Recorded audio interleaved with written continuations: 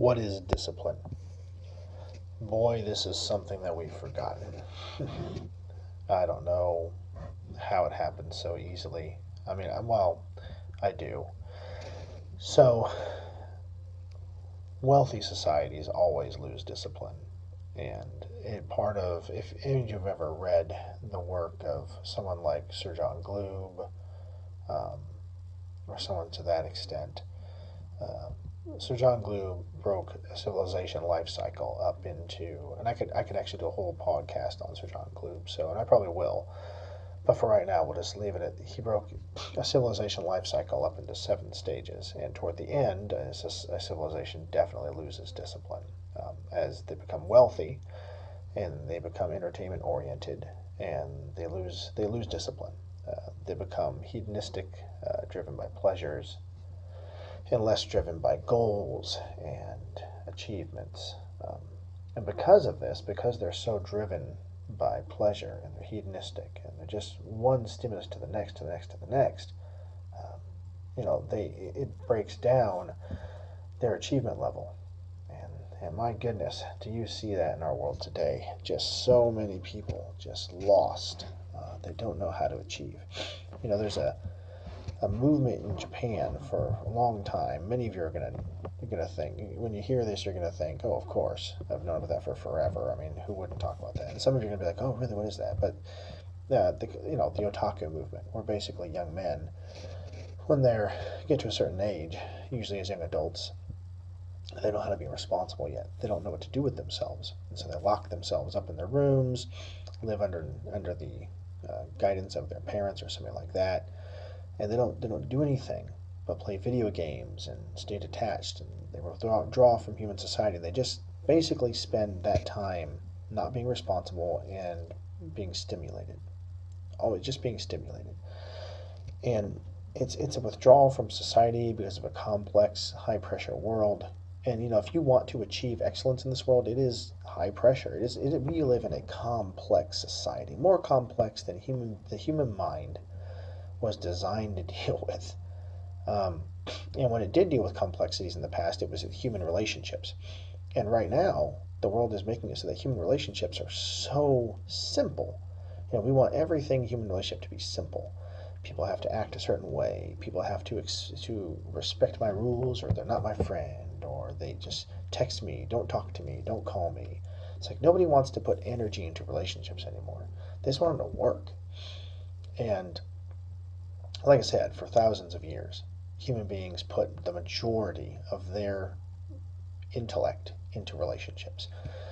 And now we put the majority of our intellect into other stuff.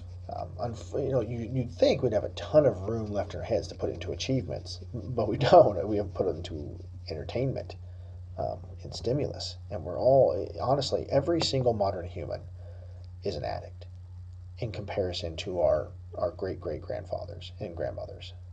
Every one of them. We're all just completely doped on stimulus. We all need to have we need to have our coffees and our soft drinks and our quiet time, or we need to have an achievement. Like we need to get praise from people. People need like social media, like just praise from people, like social media praise. Like everyone needs to comment on how well I'm doing, and you know, um, people need to spend money on clothing, whatever it is. People have an addiction in this culture. They're addicted to stimulus, and people need their time in front of the TV, in front of YouTube, in front of video games, their Twitter, their Facebook, whatever it is, Netflix. They need their time for stimulus, and all of that means that we have just lost discipline. Um, there is a fight in the human soul and I felt it. There is a fight. Everyone's felt it. A fight for productivity. And you sit down and you go, am I going to be productive? Am I going to work on something? Or am I going to watch cat videos for 30 minutes? Well, it doesn't matter what it is. You just waste your time. And you get locked in. It's like when you open up a bag of potato chips, you eat one.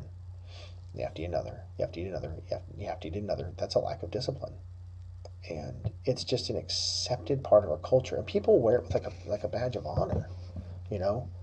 People put on Facebook like, "Yeah, I meant to go home and clean the house," and end up binge watching 3 seasons of Game of Thrones on Netflix.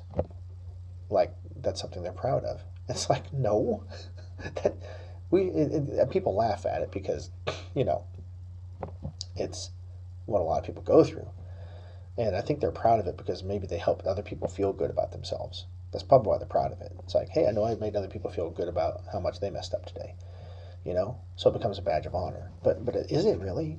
Is it really a badge of honor? Like you're not being productive, you know?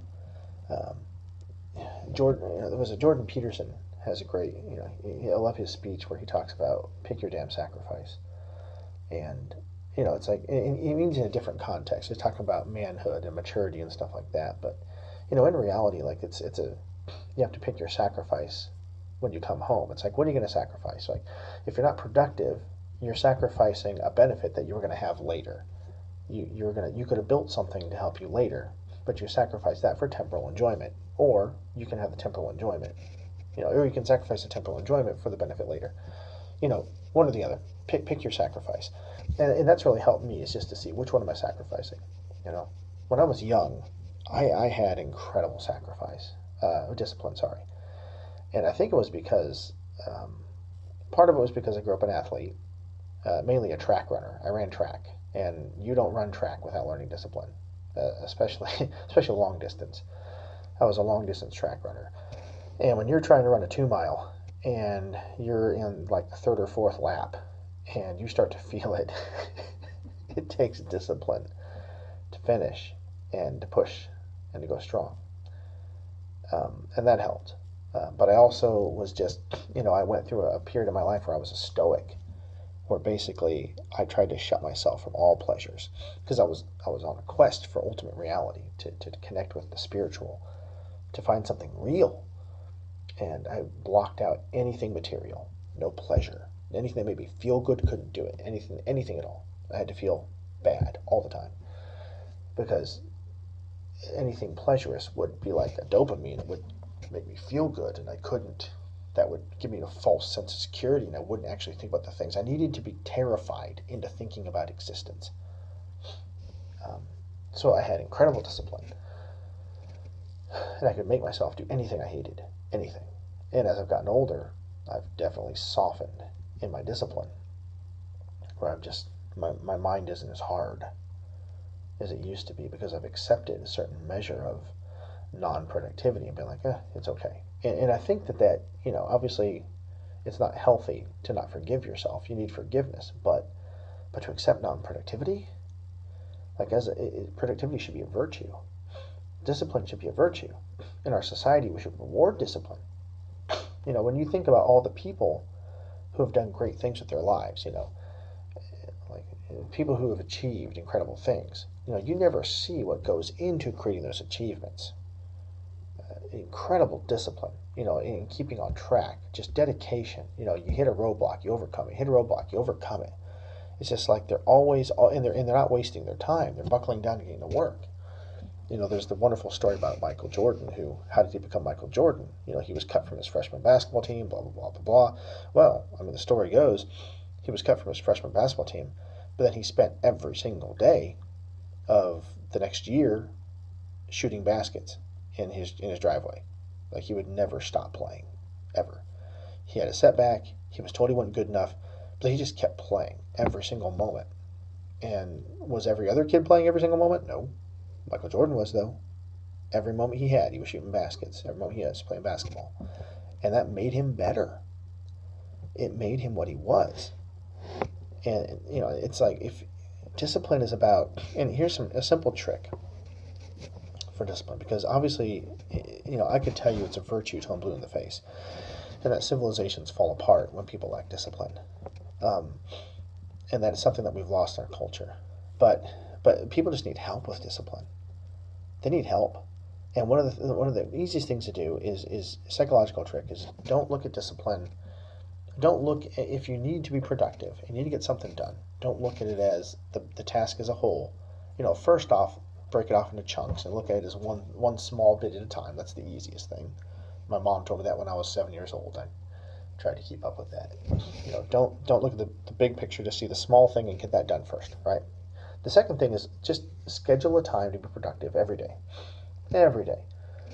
You know, if you go by one day without working on something, like if you're writing a book, okay, and you go one day without writing in the book, then you're endangering your productivity and your discipline. No matter what it takes, every single day, make time for it. It doesn't matter if you spend 5 minutes or if you spend 30 minutes. Every day, make time for it, and you put it on the brain. That's number two, all right? And of course, as you get further along in your discipline, don't accept 5 minutes, accept 15 minutes. Don't accept 15 minutes, accept 30 minutes. And just keep going, keep building on that. The other thing is, go to bed thinking about it. We actually wire our brains by what we think about when we go to sleep, and that works its way into our minds. And a lot of people, unfortunately, I think they use their dream time when their brain is resetting and recalibrating. They don't use that wisely, and it can be any number of things that gets thrown in there, and your brain comes up with stuff in your mind, and a lot of it's just psychological mending and healing. It's almost like a refiling process. That's what I think goes on when you dream. Is like your brain has a lot of weird connotations, associations, and concepts in its head that it knows don't really match up, and they're kind of broken, and they're causing tension inside you. And so it takes your dreams to like sort those out and kind of refresh things and make them make sense. It's a great refreshing, like a defragmenting. It's like you defragment every night. That's what your brain does. It's awesome. But if you go to bed thinking about what you are aiming to do, then your brain's going to defragment in that area.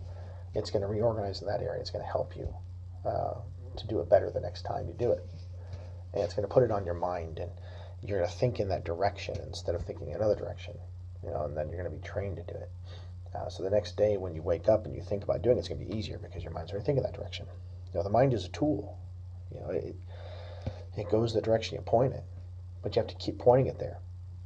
You can't just point at one time and say, go get it, and it goes and gets it. I mean, you have to keep pointing, and you have to keep showing it. It's like you have to train your brain to think a certain way, to think productively. And so and then the fourth thing is find a place to be productive and reserve it only for productivity. And for those of you who don't know the concept of that is sacredness. And modern humanity has lost the idea of sacredness. We don't have sacred anymore. The idea of sacred is you pick an object or a place or something, material world, and you say it is reserved just for this. It's set apart. All right? So it's like that's where the word sanctification comes from. It's the process of something being sanctified, the process of something being made sacred. Okay? It's set apart for this thing. All right? That's a religious concept. But if something is sacred, it basically is set aside for something special, all right? Designated for something. So find a room or a spot, and this is where I'm productive, and only do that there. And I'll tell you what that does. What it trains your mind so that every time you're in that spot, you eventually, if that's all you do there, then as soon as you drop into that, your mind's going to go productive time. Nothing else gets in here, and you're going to be focused. You're going to have discipline. So, but just create that for yourself. Give yourself a leg up. If you have an office, great, but only if you do that, only use your office for productive time. Don't let other stuff in there, and try as little as possible to be productive outside of the office. Sometimes you have to, but make sure the office is set aside for productive time, because that's going to give you that discipline. But you also have to want it. Foster the desire, That can be number 5. Just foster the desire for something. Realize its importance. Don't let it go away. It's super easy to be sitting there and going, okay, what's more important? Losing the weight I want to lose and being healthy, or eating this bag of potato chips. You could be in the grocery store and decide, do I want to buy Doritos today? Or do I want to buy carrot sticks? And you sit there and you go, man, Doritos are so good. Okay, just this once. Well, yeah, but just this once turns into the next time and the next time and the next time. No, just make the decision now. It doesn't matter. Just make it now. Make it now. Pick your sacrifice. Sacrifice now. Tell yourself that you can enjoy Doritos later. Promise yourself, actually, it's better to do that. Promise yourself the carrot sticks now and the Doritos in a week. Do it. I mean, and then go ahead and let yourself splurge on Doritos in a week. At least you're doing carrots 50% of the time if you do that every other week. It's better than what you were. Make the small steps, but discipline. Our society needs discipline so bad, and there's so many people without it, and I hope we can get it back. I will definitely have more to say on it in the future, but for right now, that's definitely what I got. It's an absolute virtue that we need to have.